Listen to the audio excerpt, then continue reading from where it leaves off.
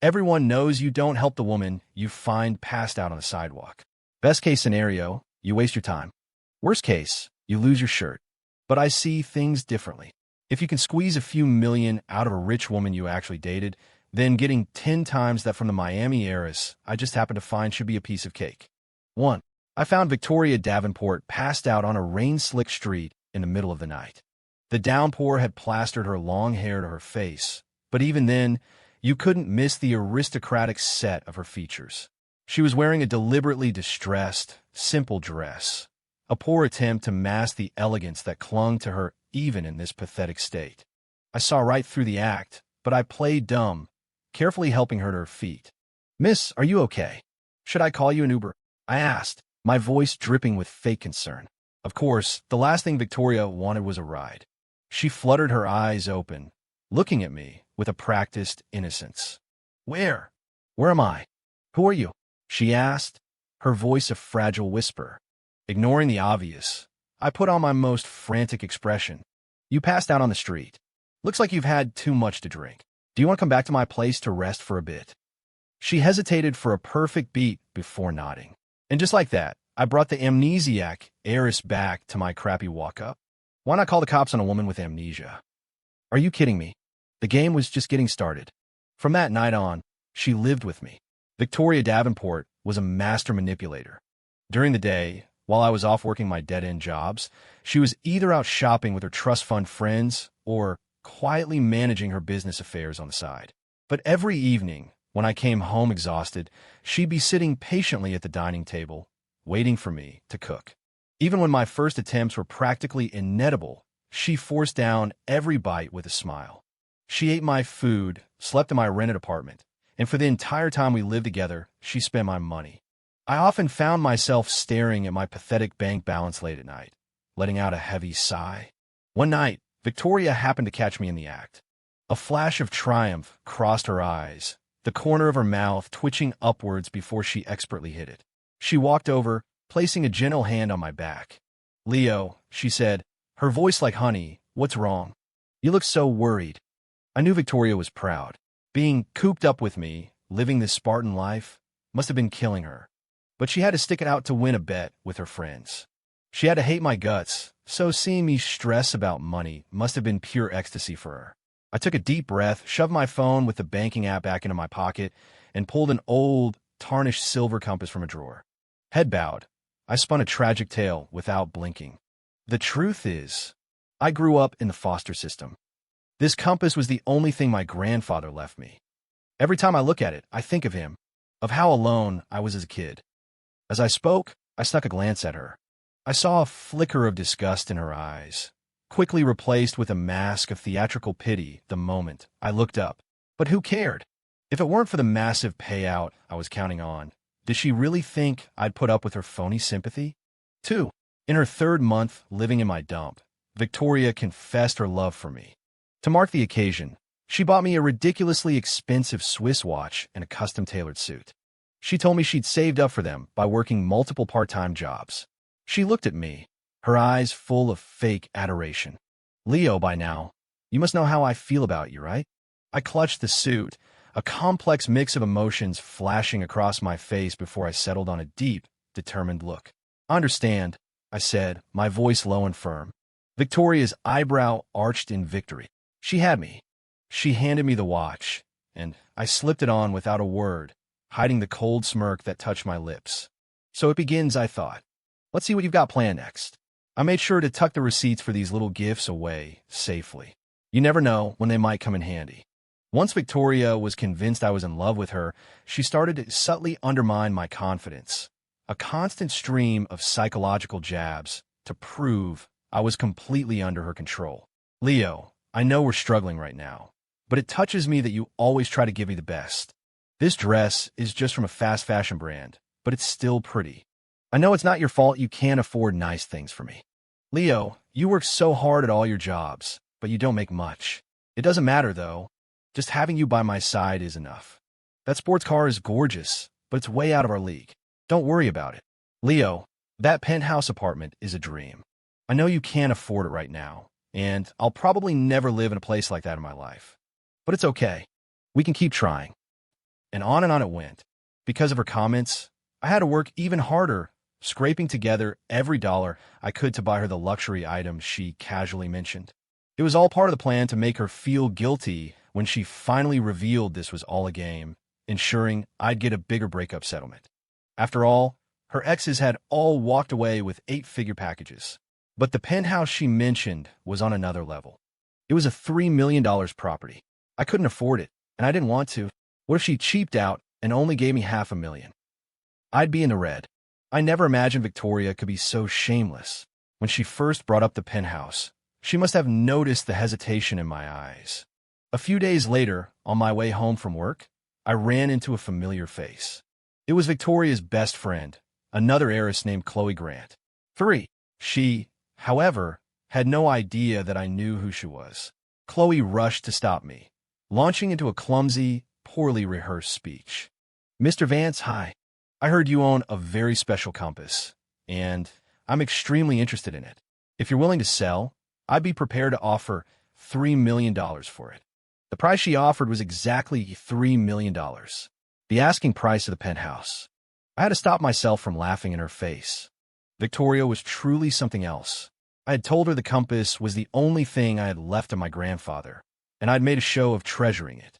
And yet, believing all that to be true, she'd still set up her best friend to buy it, so I could use the money to buy her a luxury condo, all for some pathetic bet to see if a girl like her could make a poor guy fall in love with her, even without her family name. I always knew she was a fake, but this was a new low. Shoving my thoughts aside, I put on a look of profound indecision. Chloe, seeing my hesitation, pressed on. Mr. Vance, what do you think? My face shifted between anguish and conflict. Finally, just as Chloe's patience was wearing thin, I refused in a heavy voice. I'm sorry, Miss Grant. As much as I need the money right now, this compass was my grandfather's. I can't part with it. With that, I hurried away, as if afraid I'd change my mind if I stayed a second longer. My reason for refusing was simple. The more I treasured the compass, the more meaningful it would seem when I finally broke down and sold it to buy Victoria the home of her dreams. Sure enough, late that night, a noise from the balcony woke me up. I quietly slipped out of bed to investigate. It was Victoria on the phone. I crept closer, straining to hear. Her voice was laced with impatience. He works 3 jobs just to buy me luxury crap. He's completely broke, but still obsesses over giving me the best. He's completely wrapped around my finger. There was a pause as the person on the other end spoke. Victoria's tone suddenly became defensive. Of course he doesn't want to sell it. It was his grandfather's, for God's sake. Then, her voice turned smug. But don't worry. He loves me so much, he'll sell it for me in the end. Just you wait and see. I'd heard enough. I silently returned to my room. The next morning, I was up early making breakfast for Victoria. My cooking skills had evolved from barely edible to dishes she would devour completely. She had, on more than one occasion, boasted to her friends behind my back. The poor boy worships me like a goddess. You can't imagine the effort he's put into learning how to cook just to please me. Ugh, he's broke and has no taste, but I guess since his cooking is decent, I can consider throwing him a bone when this is all over. Her words made me smile inwardly. My carefully constructed image of a man driven to culinary excellence by love was clearly working. I was sure the compensation, when the truth finally came out, would not disappoint. 4. Victoria was distracted during breakfast today. Usually, she ate with a poised elegance, like a performance of high society dining etiquette. She'd once praised my cooking as being on par with a Michelin-starred chef. But today, my carefully prepared breakfast of avocado toast with smoked salmon couldn't hold her attention. She picked at her food with a fork in one hand while scrolling through her phone with the other. Her head was bowed in concentration, her perfect makeup catching the morning light. She was being so obvious I couldn't ignore it. I cleared my throat. Victoria, were you looking at so intently? I pretended to glance casually at her screen. As soon as she was sure I'd seen the picture of a hideously expensive diamond necklace, she quickly locked her phone. She looked up at me, a sense of urgency in her voice. Leo, I was just browsing. It's not like I actually need it.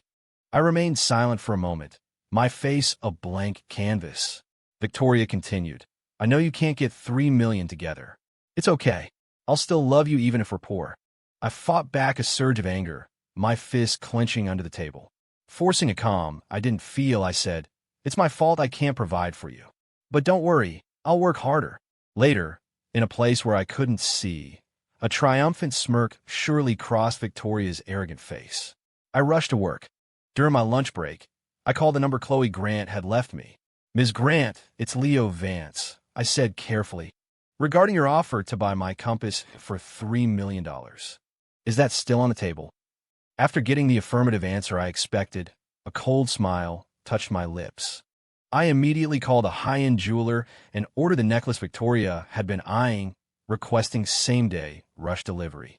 Then, I took the rest of the day off to meet Chloe. I made a point of repeatedly emphasizing that the compass was a family heirloom and that I had no idea of its true market value. If she ever regretted the purchase, it was on her. Chloe just smiled. "Mr. Vance, I'm not that petty. $3 million is just pocket change." I'll admit, in that moment, I was filled with a bitter mix of envy and resentment. On the surface, however, I just looked embarrassed, twisting my fingers together. After a long silence, Chloe spoke again. "How about this? In the memo for the wire transfer, I'll write personal gift." That was perfect. My head snapped up, my eyes locking onto hers as I instinctively grabbed her hands, which were resting on the table.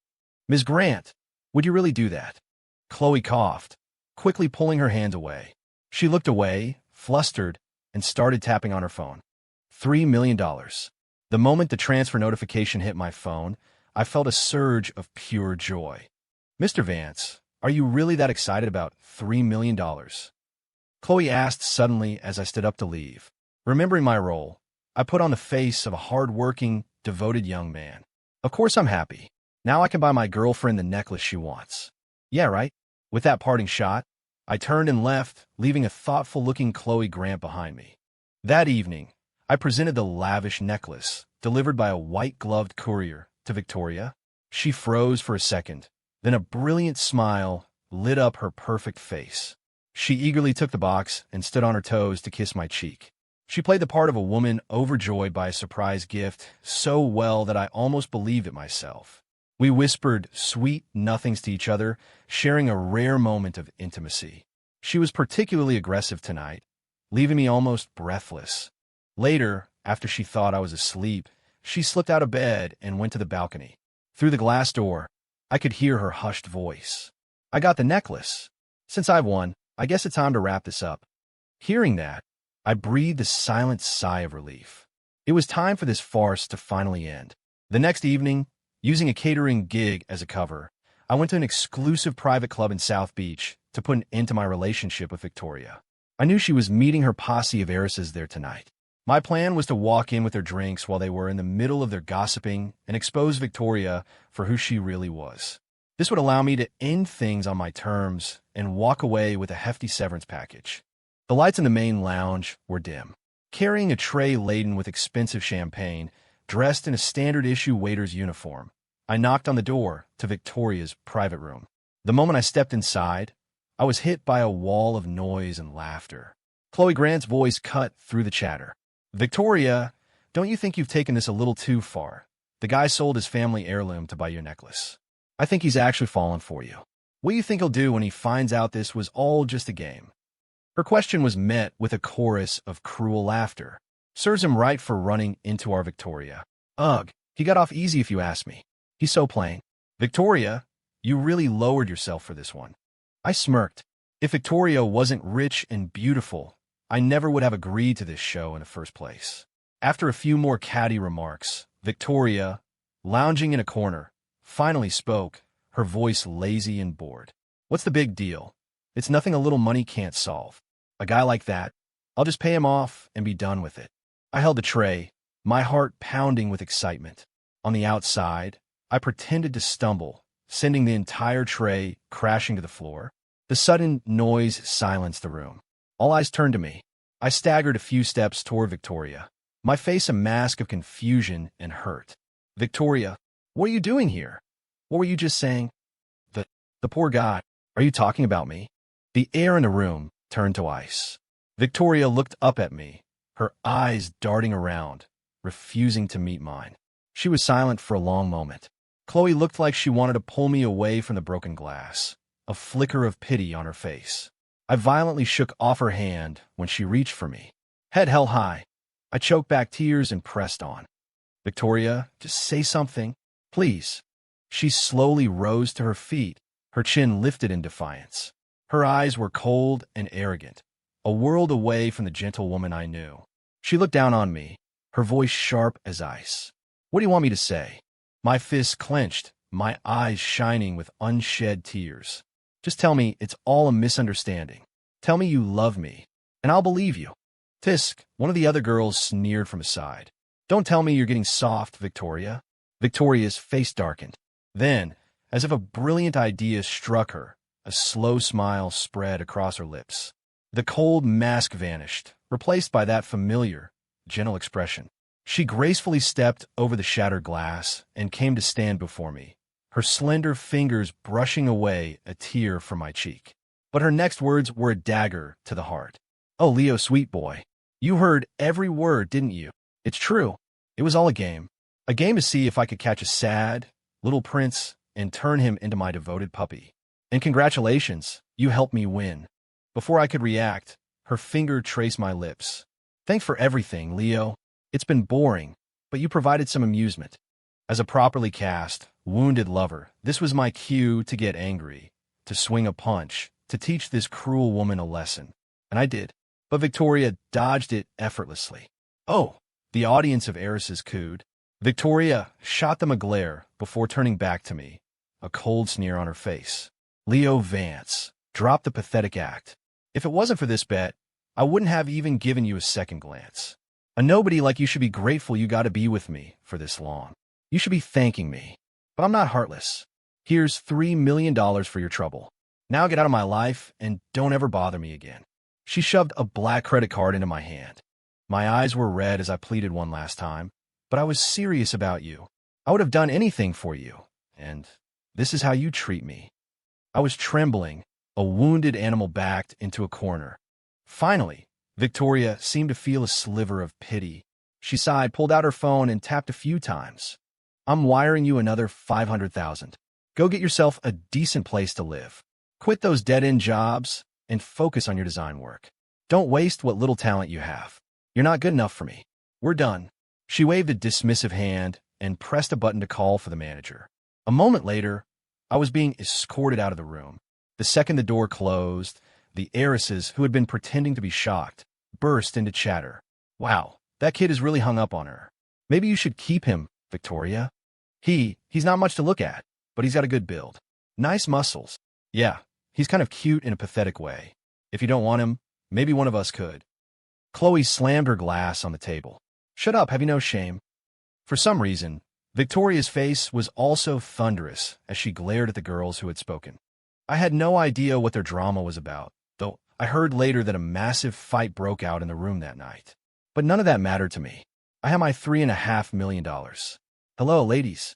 After transferring the money to my personal account, I went straight to the hottest bar in town and ordered a table full of models.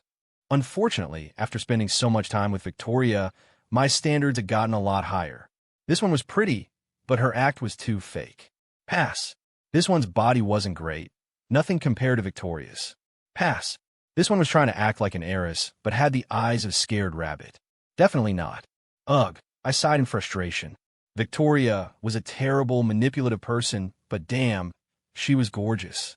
I guess putting up with her act wasn't a total loss. At least it refined my taste in women. Just as I was about to dismiss the current group and call for a new one, I saw a familiar figure step into the bar. She saw me at the same time. It was Chloe Grant. She started walking purposefully toward my table. I waved away the flock of models surrounding me and watched her approach, my expression unreadable. She stopped in front of me. Leo Vance, just because Victoria broke up with you doesn't mean you should fall apart like this. Huh. Her words caught me off guard. Without another word, Chloe grabbed my arm and started pulling me away. The models, assuming she was a competitor trying to steal a client, were not happy.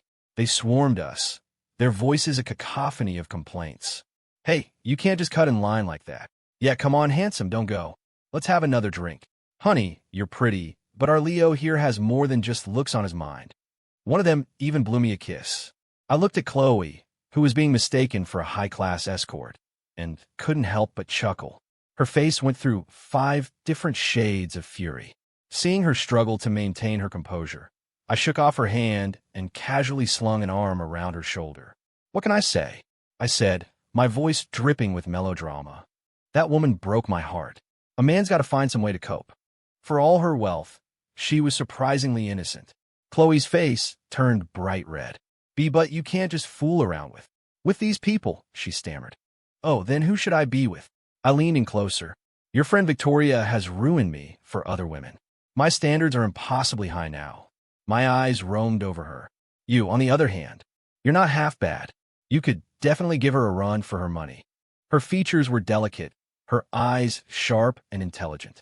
Honestly, she was every bit as stunning as Victoria. Chloe shoved my arm off her shoulder, indignant.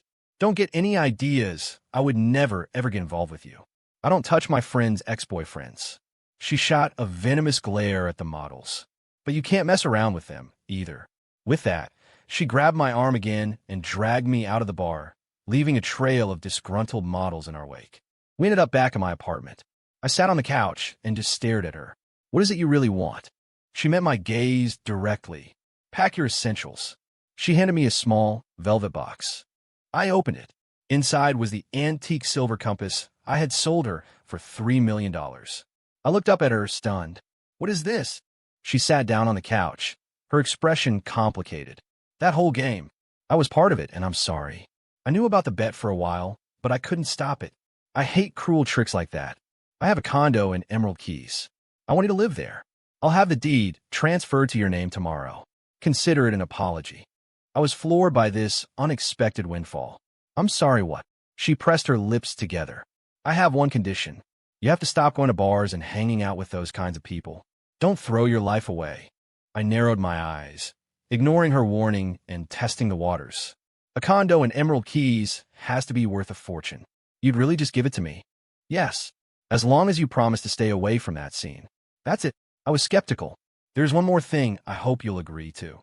I knew there was a catch, but after she explained it, I found myself nodding. "Okay, I'm in." The good fortune was so sudden that even as I was moving into the sprawling 2,500 square foot oceanfront condo, I felt like I was in a daze. True to her word, she had the property signed over to me. I couldn't believe that because of Victoria and her friend's stupid bet, I'd lucked into all of this. I was on top of the world, and with that confidence came the familiar itch. I went back to the bar. I should have known she was keeping tabs on me. I had just picked out a model and was about to kick off the night's festivities when Chloe appeared in front of me, looking furious. Without a word, she grabbed my arm and dragged me out again. Once she had me in her car, she turned to me, her face grim. "What did I tell you?" I was still annoyed that she'd ruined my fun, so I just stared out the window and ignored her. She forcefully turned my face toward her. "What's so great about those random women?" "They're not random. They're professionals I paid good money for," I thought, irritated. "What am I supposed to do?" I shot back. "I'm heartbroken. Shouldn't I be allowed to have a little fun?" I leaned in. "If you don't want me with them, does that mean you want me with you?" She was speechless. An awkward silence filled the car. Just as I was starting to regret being so harsh, there was a loud crash. The passenger side window shattered. I whipped my head around to see Victoria standing outside the car, her face contorted with rage. At that moment, Chloe and I were sitting very close, her hand still on my cheek from when she turned my head. Victoria started screaming. "Chloe Grant, I called you my best friend, and you steal my man." "Me? When did I become her man again? Weren't we broken up?" Victoria and Chloe launched into a vicious argument. I had no desire to be a part of it. I got out, hailed a cab, and left. Don't ask me why I didn't stick around for the drama. I just couldn't stand to be near that psycho Victoria for another second. I was done with her. I always had been. Not everything I told Victoria about my past was a lie. The part about growing up in the foster system was 100% true. And our history went back a lot further than she knew. When I was 15, her private school came to the group home for a community service day. The first time I saw her, I was captivated by her proud, arrogant demeanor. I was young and stupid, and I thought love meant going for what you wanted. On her 5th visit, I worked up the courage to tell her how I felt. I didn't expect anything to come of it. I just wanted to get it off my chest. As expected, she shot me down, but her reaction was far more brutal than I could have imagined. She looked down at me, her eyes filled with pure disgust. Someone like you thinks you have the right to like me. Have you looked in a mirror? A pathetic charity case, like you wants me. Keep dreaming. You're not even worthy of tying my shoes. My youthful infatuation turned to ice in an instant. I wanted to tell her I just admired her, but the massive gulf between our worlds made my feelings seem pathetic. The contempt in her eyes stole my voice. The next time I saw her, I was working as a waiter at a private party. A group of drunk heiresses were trying to pick a fallen prince to test Victoria's charms. They made a bet. She would pretend to be drunk and have amnesia, and the first man to help her would be the unlucky target. Victoria, leaning against a wall and swirling a glass of wine, just shrugged and said, "Whatever." I, who had overheard everything from the next room, took a deep breath and walked straight into their trap. The resentment from my teenage years had been festering for a long time. She had once said I wasn't even worth a glance. Now, watching her try so hard to win my affection filled me with a dark satisfaction. I had the upper hand. Besides, playing along with her game would give me a massive payday. What is not to like? And so, thanks to that ridiculous farce, Victoria and I began our fake relationship. She could have called it off at any point over the next 6 months, but she didn't. And with every passing day, my heart grew colder until every last ember of my old obsession had burned out. The next morning, a piercing ringtone jolted me awake. The screen showed an unknown number. Who is this? I answered, annoyed. Since getting the money, I'd quit all my jobs. Sleeping in had become a sacred ritual, and this call was a rude interruption. "Hello, you have a wrong number, 11. The caller was silent. My irritation grew. Just as I was about to hang up, a familiar voice came through the line. "Leo, I want to taste your carbonara again." I scoffed and ended the call. It was obviously Victoria trying to weasel her way back into my life. Ever since that night outside the bar, she'd been harassing me with calls and texts, saying things that were vague and sentimental. Victoria said she regretted it. I didn't buy it for a second because she never once said she liked me. Every time she called to try and get back together, she would just reminisce about all the things I used to do for her, try to remind me of how devoted I had been. My guess was her ego was bruised. She couldn't accept that the guy she dumped had moved on so quickly and was living a great life without her. She probably couldn't believe that not only was I not miserable, but I was also with her best friend. In her mind, I was supposed to be a toy she could pick up and put down whenever she wanted. "Leo, I never really wanted to break up with you," she'd said in one call. She was right. She never wanted to break up. She just wanted to keep me as a pet, someone she could keep on a leash even after she inevitably married some guy from a family with a similar pedigree. Even after being thrown away, I was supposed to remain devoted to her. What a joke. I lazed in bed for a while longer before Chloe showed up. Lately, she'd been coming over every other day, seemingly determined to make our ambiguous relationship official. She knocked softly. When I opened the door, her eyes widened in a slight panic. "Why are you shirtless?" I looked down at my pajama pants, then back at her. "I'm wearing pants, aren't I?" Chloe looked away, flustered. "You know that's not what I mean." I glanced down again. "Oh, right. No shirt. But who gets fully dressed the second they get out of bed?" Whatever. I walked past her to the dining table, where she'd already laid out breakfast. "Hey, you haven't even brushed your teeth." "All right." I turned and headed for the bathroom, with Chloe trailing right behind me. She picked up the toothpaste and squeezed it onto my toothbrush for me. I silently brushed my teeth, rinsed, and took the towel she handed me to dry my face.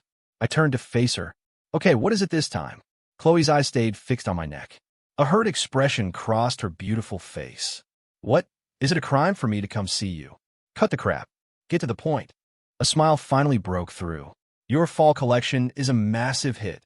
Sales have already surpassed all the other major brands. You're number one." Was all I said as I sat down to eat. After quitting my old life, I had become the head designer for Chloe's company. It turned out her idea of making it up to me was recruiting me. 12.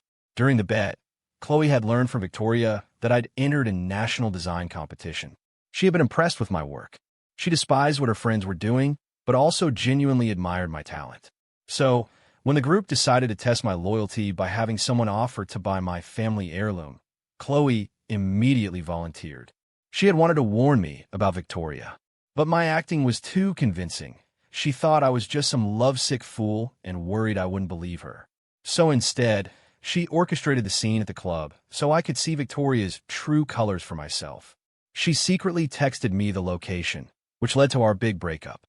Afterward, she kept a close eye on me, afraid I would spiral. Once I understood her intentions, I let my guard down and accepted her offer of the condo. The salary was great, and, as per our agreement, I became her company's head designer. More money and more freedom. It was a no-brainer. After I finished breakfast, Chloe said, "Aren't you bored staying home all day? Let's go to a training retreat in the mountains. You can practice your martial arts and maybe find some inspiration for your next collection." Huh, I'd almost forgotten. I was a martial arts enthusiast and had even placed high in a national tournament a few years back. Chloe was a woman of action. She booked our travel immediately.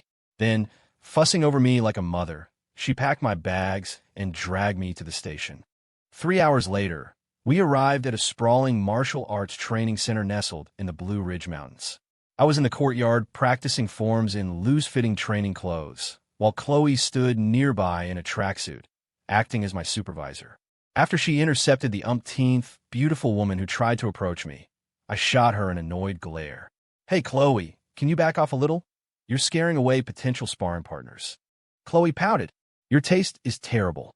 You call that sloppy technique a sparring partner?" While she was distracted, I moved in close, looking her directly in the eye. "So what's your standard?" "Someone like you." Chloe flinched, a blush creeping up her cheeks. She shot me a nervous glance.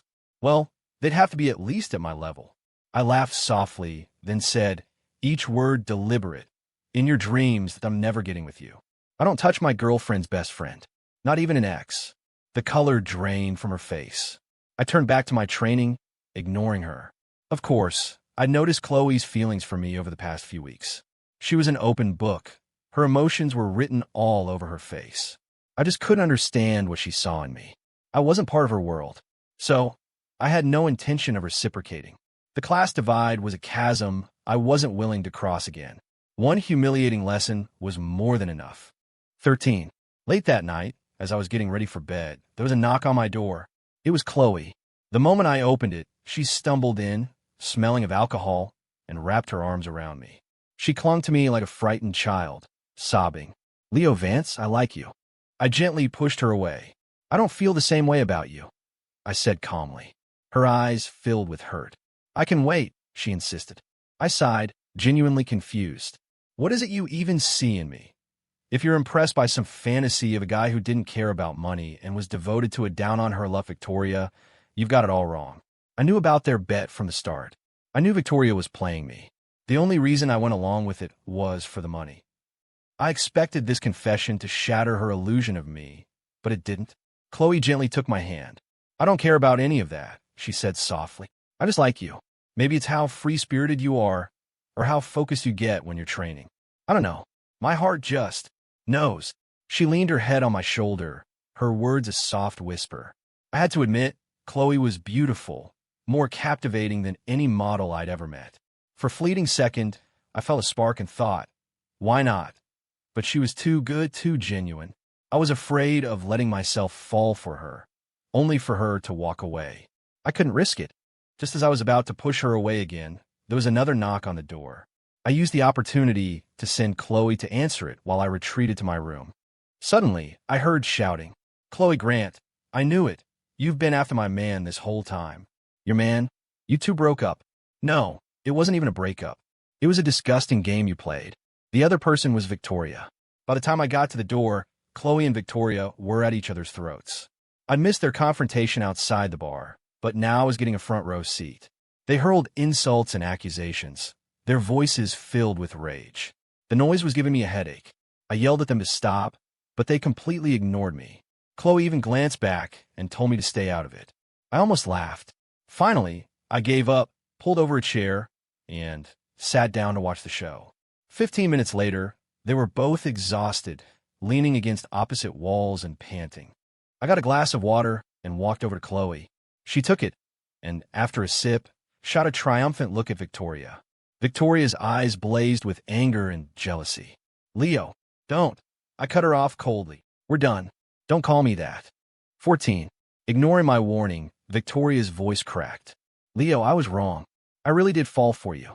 I wanted to be with you. When I said the club, it was just a stupid, impulsive thing to say. I never meant to hurt you. There she was. The same old, nauseating Victoria. An injury is an injury. There's no such thing as unintentional harm.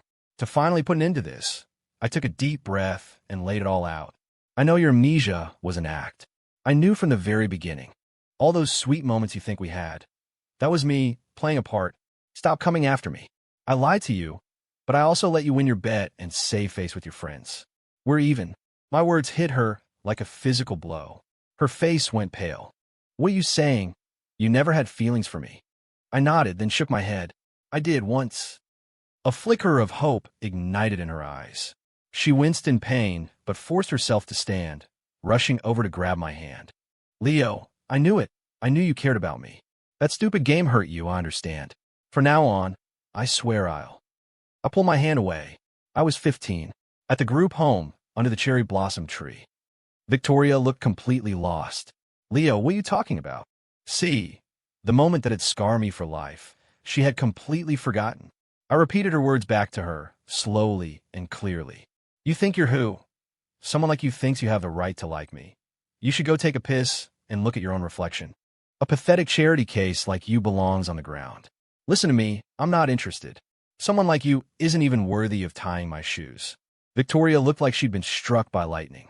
I stared at her, my voice void of all emotion. Do those words ring a bell? That's exactly what you said to me when you humiliated me at 15. Victoria, I might have had a crush on you once, but that was a long time ago. Now, I feel nothing for you. So please stop chasing me. A nobody like me could never be worthy of your love. Victoria left, dragged away by Chloe. She didn't even fight back, just kept looking at me with a complex, unreadable expression. My own face remained calm, but inside, I felt a grim sense of satisfaction. Falling for this stray dog she had kicked years ago. Victoria Davenport was truly a piece of work. A cold laugh escaped my lips. Chloe was leaning against the doorframe, watching me intently. Her head was clear now from the alcohol. Woof woof, she said suddenly. I stared at her. Chloe, what the hell is wrong with you? She walked toward me, bracing her hands on the wall on either side of my head. Meow meow, she continued. Chloe, are you having a psychotic break? Chloe winked. You're not some stray dog or cat. And if you are, then I am too. That makes us a perfect match. I looked down at the beautiful, playful face so close to mine and felt something stir inside me. I cleared my throat. Move. Chloe tightened her arms around my waist, her voice turning into a pout. No, I won't. I ran my hand through her hair, my own voice a little unsteady. If you don't move, are you sure you want to stay? Chloe's head snapped up, her eyes hot and hazy. Don't make me leave. That night, I left more than a few scratches on her back. Yes, Chloe and I got together.